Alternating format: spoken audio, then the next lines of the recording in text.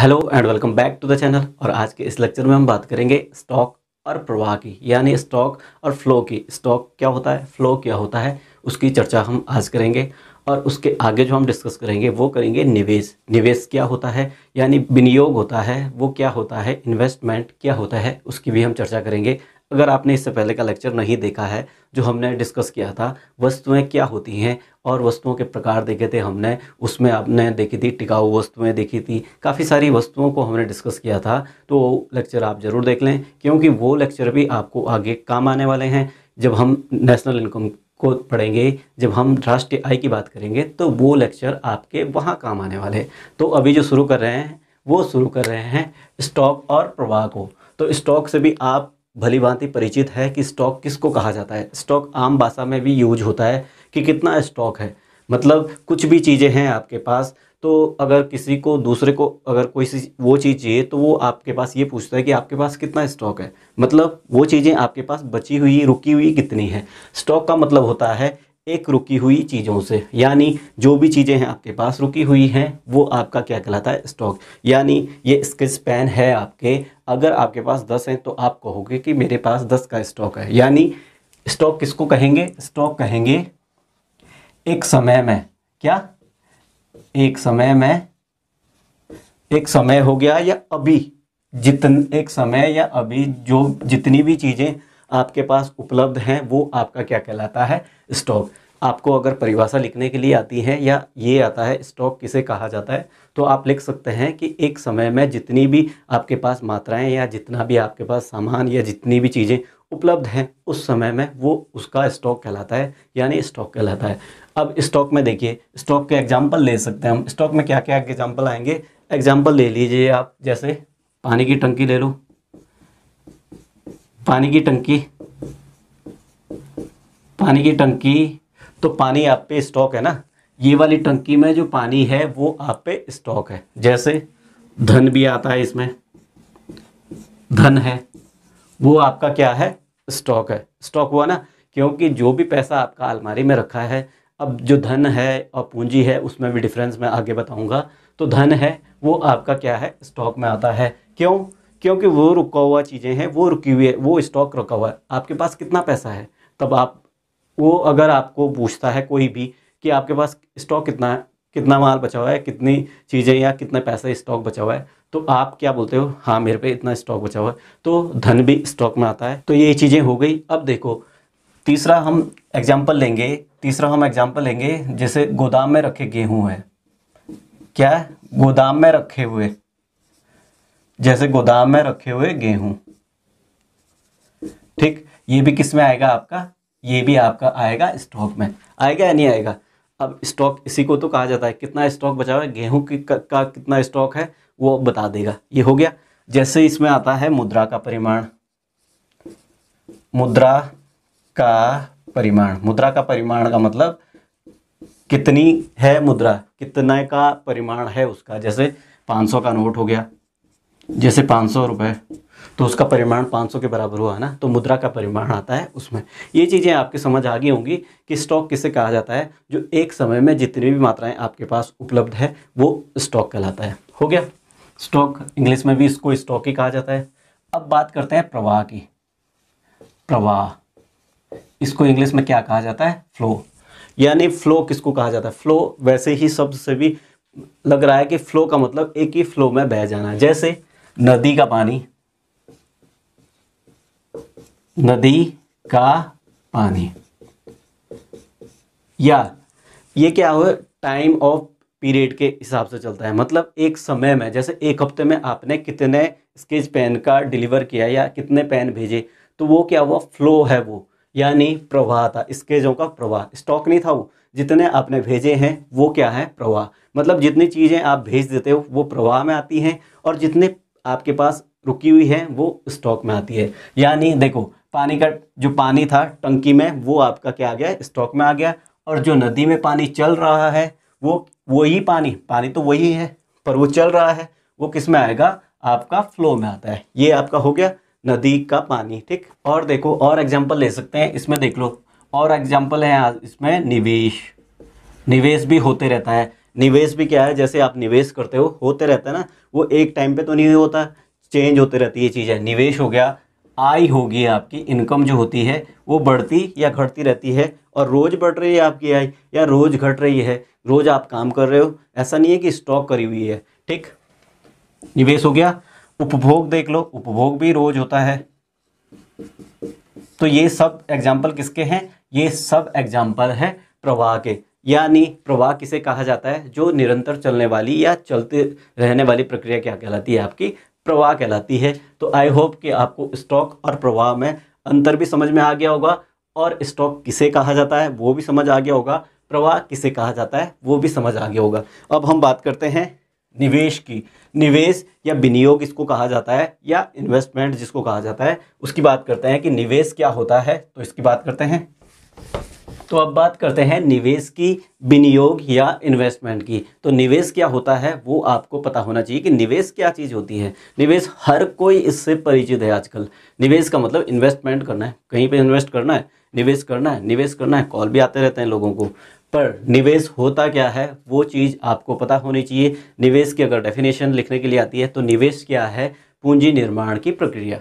मतलब पूंजी निर्माण की प्रक्रिया ही क्या कहलाती है, आपकी निवेश कहलाती है। यानी इसको क्या कहेंगे, पूंजी, इसको क्या कहेंगे, पूंजी निर्माण, पूंजी निर्माण की प्रक्रिया। निवेश क्या है, पूंजी निर्माण की प्रक्रिया। ये हो गया। अब देखो, अब पूंजी क्या है, पूंजी क्या है, पूंजी आपको पता होना चाहिए कि पूंजी क्या ये धन है, क्या पूंजी और धन एक ही चीज़ है। पूंजी क्या होती है उसको हम डिस्कस करते हैं। देखो, एक चीज़ आपको पता होना चाहिए कि धन क्या होता है। धन आपको पता है, जितनी भी आपकी सारी चीज़ें हैं, धन संपदा जिसको बोला जाता है, मेरे पास बहुत धन है, धन धन, तो वो सारी चीज़ें धन है, पूंजी नहीं है। सारी चीज़ें आपके पास क्या है, वो धन है, और पूंजी भी धन में शामिल होती हैं। मतलब धन को क्या कहेंगे, धन में पूंजी भी शामिल होती है, धन में पूंजी भी शामिल होती हैं, पर समस्त पूंजी धन नहीं होती, समस्त पूंजी धन नहीं होती, पर समस्त धन पूंजी होते हैं। मतलब सारे धन तो नहीं होते पूंजी पर, कुछ धन पूंजी होते हैं। अब देखो, मैं एग्जांपल देता हूँ, वो उससे आपके समझ में आ जाएगी चीज़ें कि किस प्रकार से होती है। जैसे धन देखो, माना आपके पास 10,000 रुपये हैं, 10,000 हो गया ना, 10,000 रुपये हैं, 10,000 रुपये आपने रखे हैं, एक तो रखा है अलमारी में, अलमारी में रखे हैं 5,000, ठीक, और ये रखे हैं बैंक में, ठीक, 5,000 रुपये रखे हैं बैंक में। कितने रुपए रखे हैं, 5,000 रुपये। अब देखो, जो अलमारी में रखे हैं आपने, वो पैसा बढ़ेगा, वो पैसा नहीं बढ़ेगा, या तो खर्च होगा या फिर उतना ही रहेगा। तो वो क्या कहलाएगा आपका, ये है आपका धन, ठीक।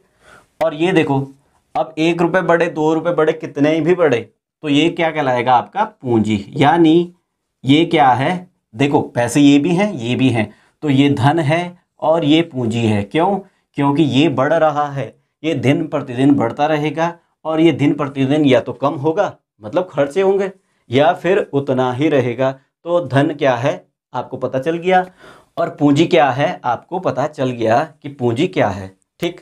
अब देखो, पूंजी का आपको पता चल गया कि पूंजी क्या होती है। तो निवेश क्या है, पूंजी निर्माण की प्रक्रिया। यानी धन को लगा दो, जब आप धन को लगाते हो कहीं पर भी निवेश करते हो, तो निवेश वही तो है, पूंजी निर्माण करेगी वो। अब लगा लो 5 पैसे आपने कहीं पर भी लगाए, कहीं भी लगाए, आपने मकान बनाया, मकान ऐसा होना चाहिए जो किराए पे जाए। अगर आप खुद रह रहे हैं उसमें, तो वो क्या है, वो आपका धन कहलाता है। जिस मकान में आप रह रहे हो वो धन कहलाएगा। पर आपने मकान किराए पे दे रखा है, कहीं और जगह दे रखा है, दुकान है उसमें, या आपकी फैक्ट्री उसमें चल रही है, वो आपका क्या कहलाता है, पूंजी कहलाता है। तो पूंजी और धन में आपको डिफरेंस भी पता चल गया। तो जो निवेश है वो आपका क्या है, पूंजी निर्माण की प्रक्रिया। अब पैसों के बारे में मैं आपको कुछ चीज़ें बताता हूँ। देखो, पैसा क्या है, जितना भी है आप पे, जितना भी पैसा हो, हमेशा निवेश कीजिए। किसी को भी पैसा मत दीजिए। क्यों? पैसा दिया तो या तो आपके रिश्ते और संबंध खराब होंगे, ठीक। उससे क्या है, पैसा हमेशा क्या करता है, रिश्तों को बर्बाद कर देता है। पैसा देना तो क्या है, जो भी लेता है आपसे पैसा वो ऐसे लेता है कि उसको बहुत ज़्यादा ज़रूरत है, पर जब उसका लौटाने का टाइम आता है तो आपको अपने पैसे ही भिखारियों की तरह मांगने पड़ते हैं। इसलिए आप जितना हो सके, जितना भी आपके पास पैसे हैं सब इन्वेस्ट कीजिए। किसी को भी उधार मत दीजिए, ना उधार दीजिए ना ही ब्याज पर दीजिए। आप किसी को भी ब्याज पर पैसे मत दीजिए और ना ही आप उधार दीजिए। पैसे अगर आप पे हैं तो क्या कीजिए, निवेश कीजिए। उससे क्या होगा, पूंजी निर्माण होगा। पूंजी निर्माण सिर्फ आपका नहीं होगा, देश का भी होगा। इसलिए क्या करें, पूंजी निर्माण करें और जितना भी आपके पास पैसा है सब निवेश करें या इन्वेस्ट करें। तो ये आपके समझ में आ गया कि निवेश क्या है। तो निवेश जो होता है वो 2 टाइप का होता है। कितने टाइप का होता है? 2 टाइप का। एक है आपका स्थिर निवेश, स्थिर निवेश जो स्थिर साधनों से होता है, और एक है आपका दूसरा, ये एक था, ये दूसरा है आपका क्या है, माल सूची, क्या, माल सूची निवेश। दूसरा आपका क्या है, माल सूची निवेश। ये माल सूची निवेश बोले तो माल से जो निवेश होता है, यानी माल स्टॉक में जो वृद्धि होती है वो आपका माल सूची निवेश में आता है। ये चीज़ें हो गई। अब इसी में हम एक चीज़ और डिस्कस करते हैं, वो करते हैं, बात करते हैं हम मूल्यह्रास की। मूल्यह्रास या इसको कहा जाता है घिसावट। क्या कहा जाता है? घिसावट। अब देखो मूल्यह्रास या घिसावट क्या चीज होती है। देखो हमारे पास क्या है, हम किसी भी चीज का उत्पादन करते हैं, कुछ भी चीज बनाते हैं, मशीनों से बना दी, ठीक। तो मशीनों में जो निरंतर कमियां आती रहती है, या जैसे आपकी गाड़ी है, गाड़ी आपने कहीं पर लगाई तो कमाई के साथ साथ उसमें घिसावट भी आती है, मतलब टायर उसके पंचर हो जाते हैं या टायर ख़राब हो जाते हैं। उसमें जो चीज़ें आपको नई लगानी पड़ती हैं या जो घिसती हैं वो क्या कहलाती है, आपकी घिसावट या मूल्यह्रास होता है। यानी उसके मूल्य में कमी आ जाती है, यानी सेकेंड हैंड हो जाती है वो। जब भी सेकेंड हैंड हो जाती है तो वो क्या है, आपका मूल्यह्रास में आता है। मूल्यह्रास भी आपको पता चल गया, निवेश भी आपको पता चल गया, स्टॉक फ्लो सारा आपको पता चल गया। तो आई होप कि आपको ये लेक्चर समझ आ गया होगा। तो वीडियो को लाइक करें, अपने दोस्तों के साथ शेयर करें, और चैनल पर नए हैं तो चैनल को सब्सक्राइब करना ना भूलें। आगे हम समष्टि अर्थशास्त्र में और भी टॉपिक देखेंगे कि किस प्रकार से समष्टि अर्थशास्त्र आगे बढ़ता है, और इंडियन इकोनॉमिक्स जो इससे ही रिलेटेड है, यानी अर्थव्यवस्थाएं जो होती हैं इसी अर्थशास्त्र से रिलेटेड होता है। तो आई होप कि आप चैनल पर बने रहेंगे। धन्यवाद।